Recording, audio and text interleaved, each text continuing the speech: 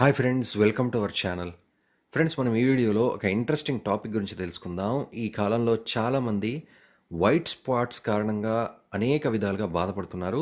White spots రావడానికి main reasons ఏంటంటే, అవి మనం తినే ఆహారం కారణంగానే సమస్య అత్యధికమవుతుంది.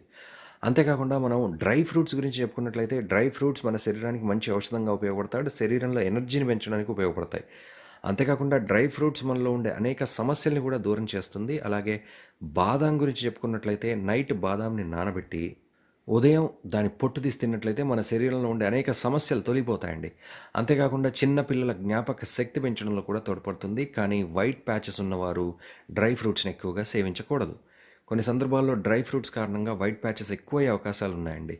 వైట్ ప్యాచెస్ స్కిన్ పైన ఒక్క ప్లేస్లో వచ్చిందంటే పూర్తిగా బాడీ మొత్తం స్ప్రెడ్ అవుతుంది. దీన్ని తగ్గించడానికి మనం డ్రై ఫ్రూట్స్ని తగ్గించవచ్చు. తినొద్దు, కానీ మితిమీరి తిన్నట్లయితే మాత్రం మీ సమస్య అధికమయ్యే అవకాశాలు ఉన్నాయి. ఫ్రెండ్స్, వైట్ ప్యాచెస్ అనే సమస్య ఎక్కువగా మనం తినే ఆహారం, ప్రోటీన్స్ కానీ, మినరల్స్ కానీ, విటమిన్స్ కానీ అందించలేనప్పుడు వస్తూ ఉంటుంది.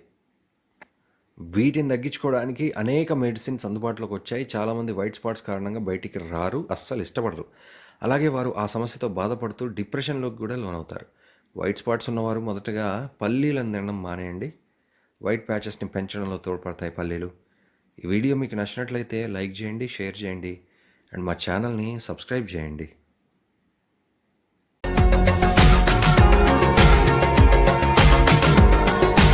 మరిన్ని అప్డేట్స్ కోసం మా ఛానల్ని సబ్స్క్రైబ్ చేయండి.